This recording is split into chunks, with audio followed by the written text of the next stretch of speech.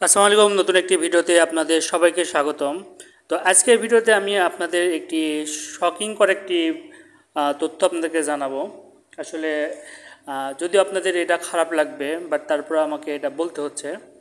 তো এই যে মানে খারাপ লাগার বিষয়টা, সেটা আমি ভিডিওর শেষে বলবো। প্রথমে বলে নিই যে গত সপ্তাহে আপনার যারা হাই প্রফেশন ভিসার অ্যাপ্লাই করেছিল তাদের বেশিরভাগই ভিসা হয়ে গেছে, যাদের আপনার তথ্যবলী এবং তাদের কাগজপাতি একবারে জেনুইন ছিল।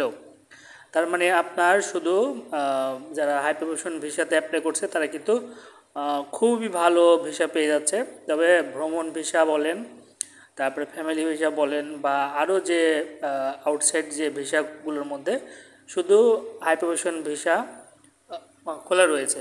আর আপনার আরব আমিরাতের মধ্যে আপনার হচ্ছে যে শুধু ট্রান্সফার ভিসাগুলোর মধ্যে যেগুলো হাই প্রফেশন যেগুলো রয়েছে সেগুলো ট্রান্সফার ভিসা হচ্ছে, তা বাদ দিয়ে ট্রান্সফার ভিসা হচ্ছে না।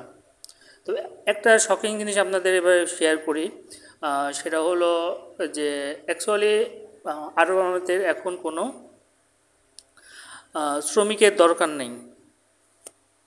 এখন শ্রমিকের দরকার নেই, কারণ কি জানেন, যে অবকাঠামো যে বিল্ডিংগুলা তৈরি করার কথা ছিল অলরেডি করে ফেলছে।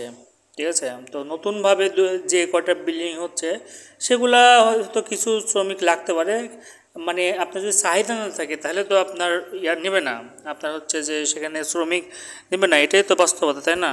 এজন্য নর্মাল যে শ্রমিকের ভিসা এটা আপনার খুললেও যে কতজন খুবই অল্প পরিমাণ মানুষ যেতে পারবে, এটাই ভাই বাস্তবতা, এটা মেনে নিতে হবে। তাহলে আপনারা হাই প্রফেশন যে কাজগুলো রয়েছে, যেমন হচ্ছে শেফ বা অন্যান্য যে ভিসাগুলো রয়েছে সেগুলোর জন্য ট্রাই করতে হবে।